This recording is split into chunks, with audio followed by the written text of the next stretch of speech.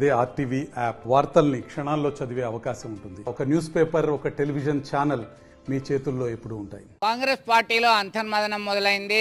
నాయకులు తాజాగా అధిష్టానం ఎవరికి అవకాశం ఇస్తే వారికి మద్దతు ఇస్తామని చెప్పేసి మంత్రి పొన్నం ప్రభాకర్ స్పష్టం చేయడం జరిగింది. కరీంనగర్ లోక్సభ కాంగ్రెస్ అభ్యర్థిగా ఎవరుంటారనేటువంటి డైలమా సస్పెన్షన్కి ఇంకా ఉత్కంఠ కొనసాగుతూనే ఉంది. ఎప్పటివరకు డిక్లేర్ కావచ్చు అంటే ఈ నెల 13న సెంట్రల్ కాంగ్రెస్ ఎలక్షన్ కమిషన్ అనేది మరొకసారి సమావేశమవుతుంది. అన్ని రకాల ఆలోచనలు ఫీడ్బ్యాక్ తీసుకుంటున్నారు.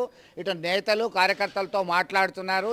అయితే ఇక్కడ మనకు ట్విస్ట్ ఏంటంటే ఒకవైపు అలిగిరెడ్డి ప్రవీణ్ కుమార్ రెడ్డి, మరొక వైపు వెల్చాల రాజేందర్ రావు ఇద్దరు చాలా పోటాపోటీగా ప్రయత్నాలు చేస్తున్నారు. దీనిలో ఎవరి ధీమా వారే వ్యక్తం చేస్తున్నటువంటి పరిస్థితి మనం గమనించవచ్చు.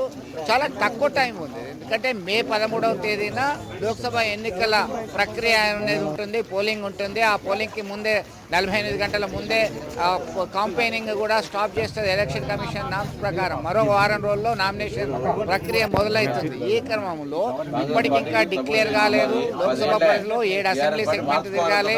18 లక్షల పైచిక్కున్నటువంటి ఓటర్లని ప్రత్యక్షంగా పరోక్షంగా కలవాల్సినటువంటి పరిస్థితి ఉంది. సోషల్ మీడియా కాంపెయిన్ చేసుకోవాలి. ఇటు వాహనాలు సమర్పించుకోవడము, పాంప్లెట్స్, వాల్ రైటింగ్స్, మీటింగ్స్ ఇవన్నీ కూడా ఒకటేంటి, ఎన్నికల రాజకీయ రణరంగంలో ముందుకు వెళ్ళాలంటే గెలవడం ఓడడం పక్కన పెడితే అసలు సీటు డిక్లేర్ కావడానికి, సీటు తెచ్చుకోవడానికి ఒక యుద్ధం చేయాల్సినటువంటి పరిస్థితి ఇటు కరీంనగర్, ఖమ్మం, హైదరాబాద్ 3 లోక్సభ పరిధుల్లో ఉంది అని చెప్పడంలో ఆశ్చర్యం లేదు. ఇదే చర్చ పొలిటికల్ సర్కిల్లో జోరుగా కొనసాగుతున్నటువంటి పరిస్థితి అయితే మనం అబ్జర్వ్ చేయొచ్చు.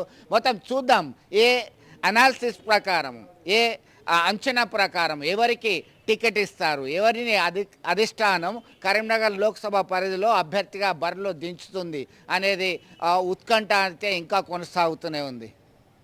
మరిన్ని వీడియోస్ కోసం ఛానల్ ని సబ్స్క్రైబ్ చేయండి. లేటెస్ట్ అప్డేట్స్ కోసం వాట్సాప్ ఛానల్ ని ఫాలో చేయండి.